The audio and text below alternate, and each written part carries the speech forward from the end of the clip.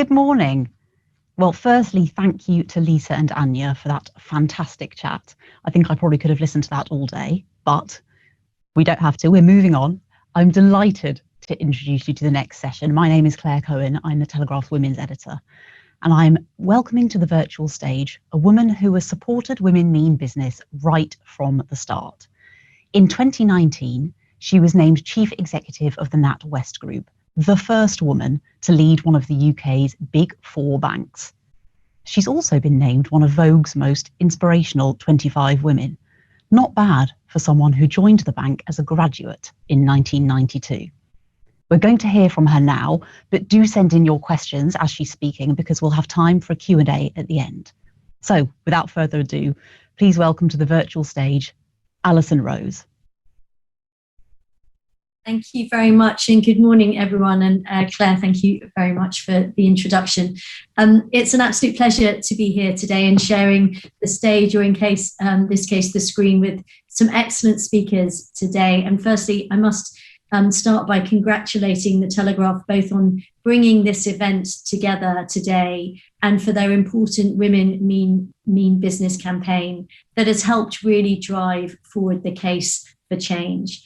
And I'm also delighted that this is the third year that Natwest have sponsored this event. It's almost 2.5 years since we published the Rose Review, and that review drew on a shared determination that we needed to do more to release the potential of female entrepreneurs in this country. And it's very much a determination we see on display at the conference today. The original report presented analysis of the obstacles that were faced by women in business and the evidence of the size of the challenge that was before us.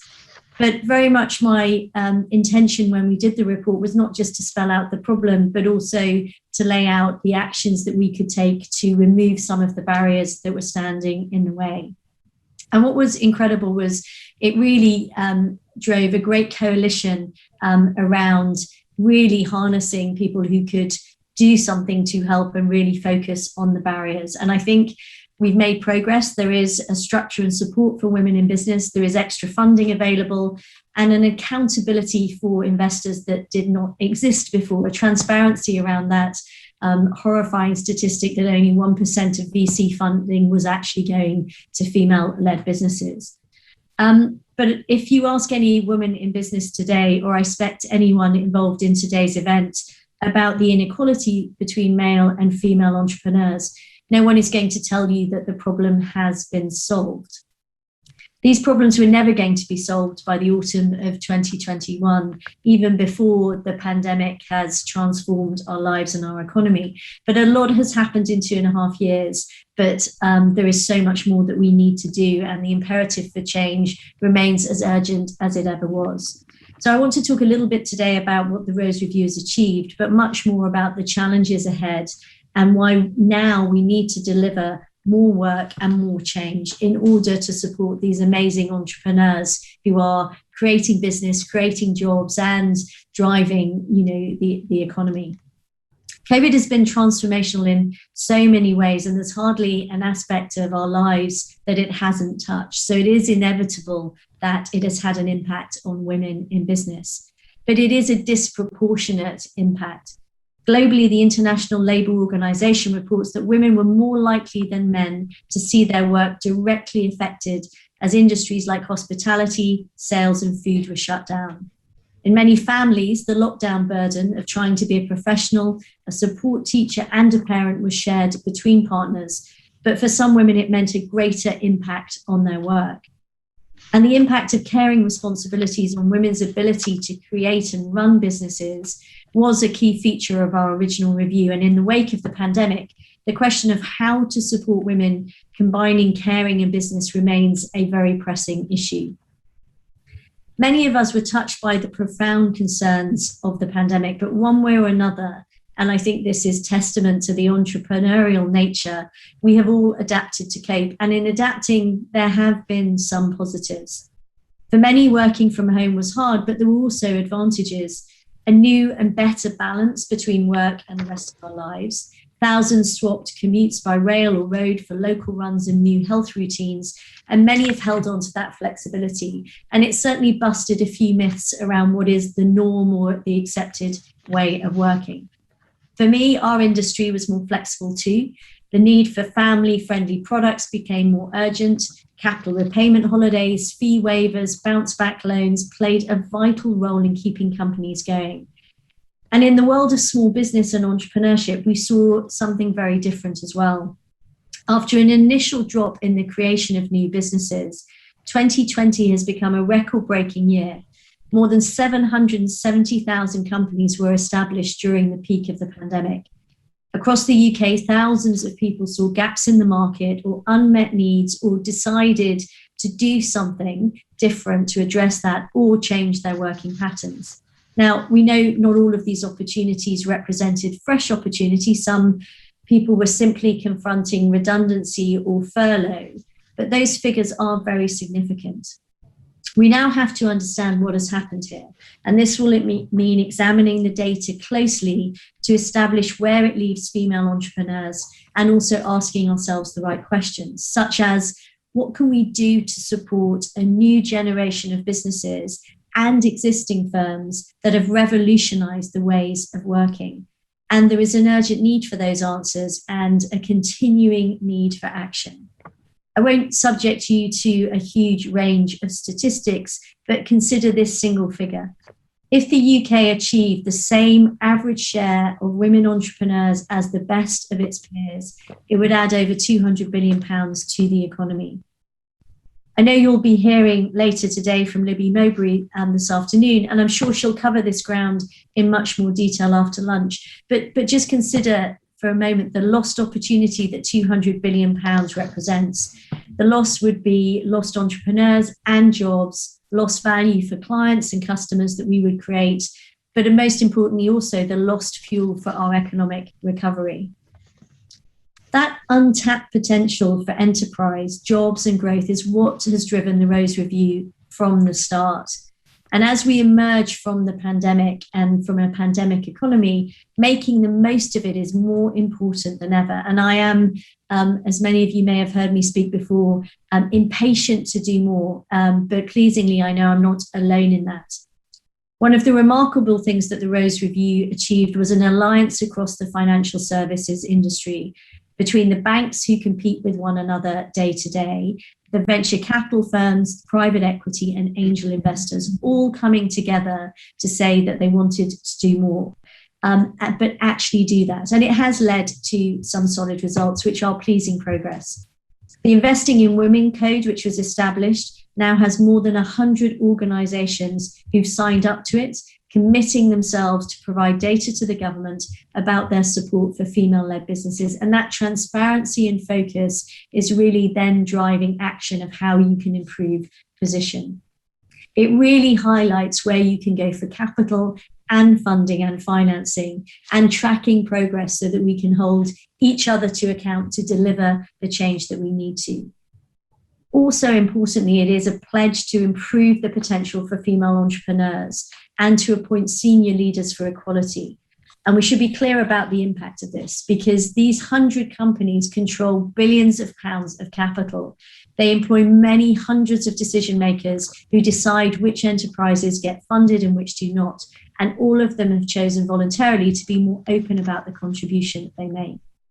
So this sort of initiative does deliver real change, but what is really important is we track the outcome, that it is meaningfully making a real difference and starting to move things. I don't want to dwell on Natwest's work today, but our purpose-led strategy is a clear example of us wanting to commit to drive change and drive positive outcomes. And we really are trying to make sure that we put our specialised experts in place to support entrepreneurs, really addressing those barriers. But we're also looking at really trying to drive change right at the grassroots level. So work is underway to engage more 16 to 18-year-olds, inspiring a fresh generation of women in business. We have a scheme to provide free advice to firms that want to build their digital skills, which will help many thousands more women. And we really want to make sure we go further.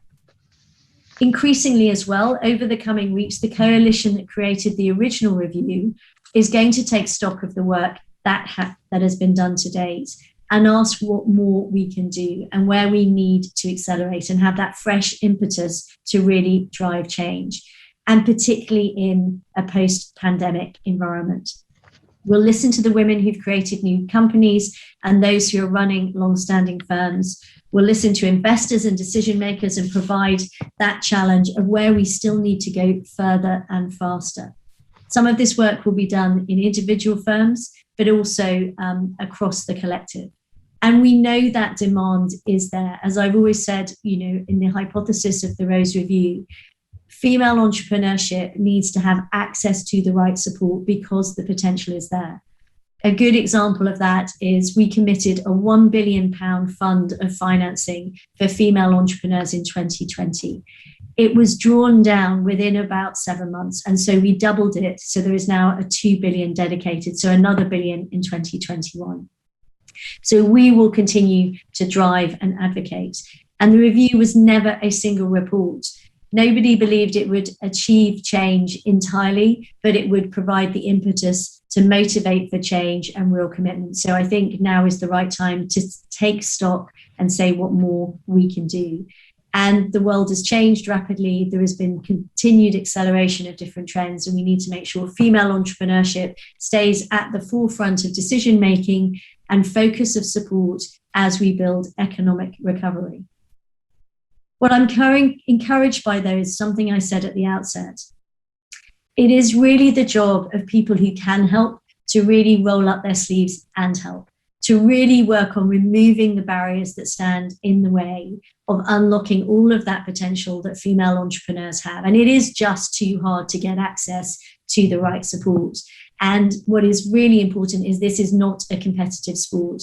I, along with all of those collaborators, share everything that we're doing to encourage everybody else to see what has worked so we can work together. And that is how we've got to really now double down and really commit to making change. I think the collective determination, the value that we can unlock, and the great contribution female entrepreneurs are making to the economy is something that's a very worthwhile and critical area of focus as we rebuild the economy and scale and help support female entrepreneurs. So a confident beginning, but more to do, and a critical area of focus, not just for me, but for many colleagues across the economy. Thank you very much.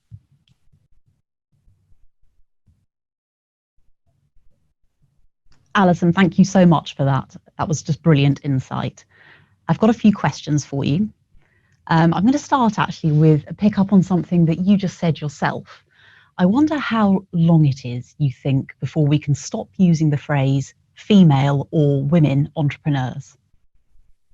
I think we should celebrate female entrepreneurs, but I think until we are ensuring that they are getting equal access to funding, that the barriers are removed, then we're going to keep talking about it. I mean, the nirvana is we don't talk about female entrepreneurship because we've created absolute transparency and equality of access and support.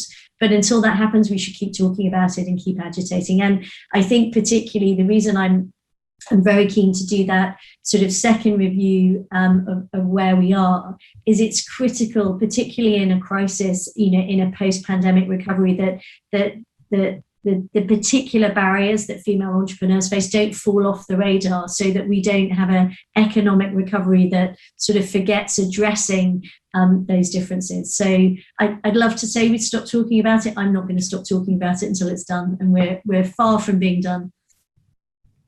Absolutely right. Let's pick up on the pandemic, because much has been said about how it's impacted women's careers and women's businesses.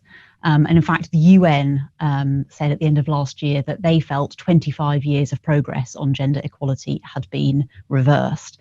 Do you think the clock has been turned back for women, and what worries you the most? Well, I definitely think, from our research, when we've been talking to businesses, which I've been doing right the way through the pandemic, that we have shown with our results that it has been more stressful for a woman to run a business, the disproportionate allocation of care. And obviously a lot of the networks and the face-to-face networks sort of closed down. And so it has placed a disproportionate burden. I think, I think we cannot allow it to let things go backwards, because as we rebuild and recover, what you are seeing is networks are rewiring, supply chains are rewiring, the economy is recovering in a different way. The use of technology and digital gives actually a more equal access rather than the old approach. But we've got to make, it's still available and accessible for women. So I think if we do go backwards, that would be a disaster. We need to make sure that we keep this firmly on the agenda and don't allow us to take a step backwards, which is why I think agitating in the recovery is really, really important as we go forward, because otherwise we'll end up with an economy that is imbalanced. And I'll go back to there is all this potential there. There are great female entrepreneurs. The barriers are stopping them getting access to the funding, finance and support they need to scale and grow. So we've just got to work harder. Those of us who have the ability to influence need to work harder to make sure we don't go backwards. In your speech just then, you mentioned the lockdown burden, and in fact, a word you just used again there, of homeschooling, of increased domestic duties, of caring duties. We all know how hard the last 18 months have been. How did you manage that in your own life? Yeah, I mean, it was challenging. I mean, one of my colleagues asked me this question, and I said, running a bank was much easier than, managing homeschooling, and that definitely put a different challenge. I have a great husband who shared the burden with me. Great support. I was very lucky. I think one of the positives was I got to spend more time with my family, and I could run my business using digital means and technology, this environment, which allowed us to be much more flexible, and it busted a few myths of that you must be seen to work in a particular way. But it's all about balance and having support, and I was very lucky. I had a lot of support, but it was really hard. That additional burden naturally fell, and I know for a lot of female entrepreneurs on them, but being very open and not expecting perfection is always the way of doing it, and trying to balance it in a realistic way. In those really early days when we were all working from home and in this strange new world, how concerned were you about your ability to run a major bank from your desk at home? Well, if you'd asked me, before this had happened in a non-crisis environment, could I have got 50,000 people working from home in the space of 3 weeks and still continue to serve our customers, I would have blanched quite significantly at the ability to do that. But it is amazing how, with a real focus on customers, with a great culture in our organization, quite a purpose-led direction, my colleagues did absolutely incredible things. They, with a clear sense of we've got to support our customers through this. Our technology was available to allow us to do it. Our branch staff, all my colleagues in branches, we kept all of our branches open. They kept coming to work every day during the pandemic to make sure they could support customers. So, it was amazing, but it was done because of incredible people working incredibly hard. And it was about the people and the culture and a single sort of view of we're going to do the right thing and help people during this period, which is what a bank should do. So I couldn't have been prouder of my team for what they achieved. It was quite outstanding in terms of how they did it, and as well as adapting to new technology, but also health crisis and the different strains and stresses. So we put a big focus on the mental health and well-being of our colleagues. We made sure that anybody that needed to take time off to look after children because of school or because of illness didn't have to worry about their jobs or being paid, and just put the right support in place. But my colleagues were amazing. They did incredible things, and that made my job much easier. It's interesting actually that you talk about the strains and stresses, because a few years ago when Antonio Horta Osorio stepped down from running Lloyd's and spoke about his own mental health struggles, that was seen as something quite unusual, I suppose, in your world. And I wonder now, in this post-pandemic environment, what attitudes to mental health are like in finance. Well, I think the importance of well-being and mental health. I think the stigma of mental health is something that has been reducing. And I think the more we talk about the challenges that everybody faces, and everybody does face different challenges at different points in their lives, I think that's an important part of creating an environment where you bring your whole self. We talk about bringing your whole self to work and not having a work life and a home life. And I think being able to talk about how you're doing, checking in with people and making it part of your day-to-day job is really important. And we at Natwest and I have prioritized right the way through this period well-being of our colleagues and making sure that all of the right support is in place for in the pandemic. And I think this is really important for some people. The pandemic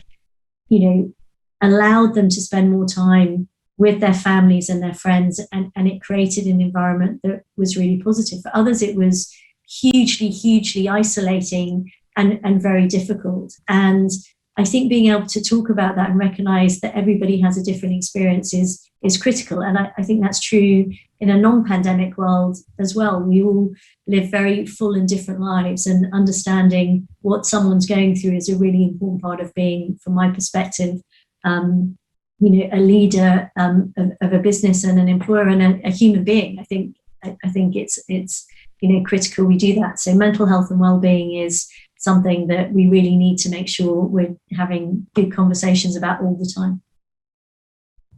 You talk a lot about checking in with people. I know that's something that's really important to you, to be on the ground and actually having conversations with the people you work with. What is it about your background, maybe coming up in such a male-dominated industry, or maybe even growing up in a military family, that's sort of given you that attitude to wanting to be among people and talk to them?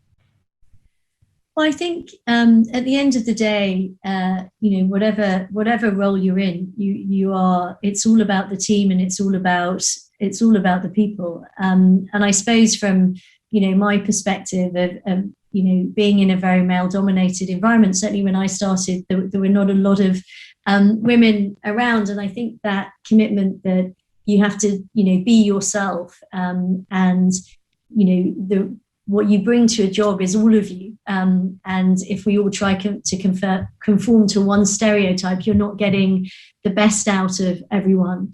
And I am a great believer in, I run a business that supports customers. So if I'm not supporting customers and listening to what they're experiencing, then I'm not evolving my organization to support them. If I'm not talking to my colleagues, I don't know how they're feeling and what's going on. And, it's a really important part of the job. So just for me, I get a lot of, the best part of my job is when I talk to customers, when I talk to colleagues.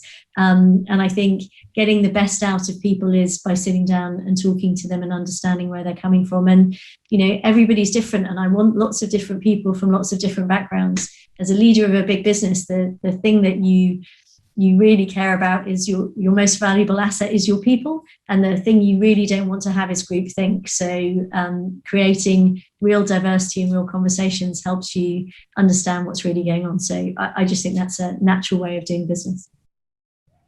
I'm going to stop hogging your attention and ask a question from one of our attendees, Sarah Harding. She says the £20 billion referenced that female-led businesses could potentially add to the economy if the playing field was levelled is an astonishing number. What are our peers doing differently? So when we did the research, it's 200 billion when we look at the latest data. And it really is addressing these issues that are the barriers to female entrepreneurs. Access and awareness of funding is a really important point. And we know that women get disproportionately less access to funding at startup and at scale up. And only 1% of VC funding is going to female-led businesses. So really, raising that awareness of where the funding is, where you can get funding, and encouraging access to it is really important. having relatable and accessible role models and mentors is a really, from our research we found, provided a disproportionate impact on helping female entrepreneurs. Access to the right training and skills at the right point in your journey is really important in creating that support. So all of those sorts of measures are really important. The burden of caring responsibilities is a specific as well, and so different countries, and the leading countries in this are, Canada, the Netherlands are very good, and they put these different interventions in place, which are some of the things we've recommended in the Rose Review. The other thing as well is getting more female leaders, more women starting up businesses. Of the 1,100 businesses that are started up every day in this country, only 1 in 3 are led by women. And so, a big part of going into schools and teaching entrepreneurial skills, that entrepreneurship is, a really interesting and valid career path, it increases the funnel of more women starting businesses as well. So unfortunately, there's no one thing that they're doing better, but it is the combination of all of those. But this access and awareness to funding, relatable, accessible role models, those are 2 big differentials that make a big difference. You spoke there about mentors. I wonder who your mentor was when you were coming up through banking.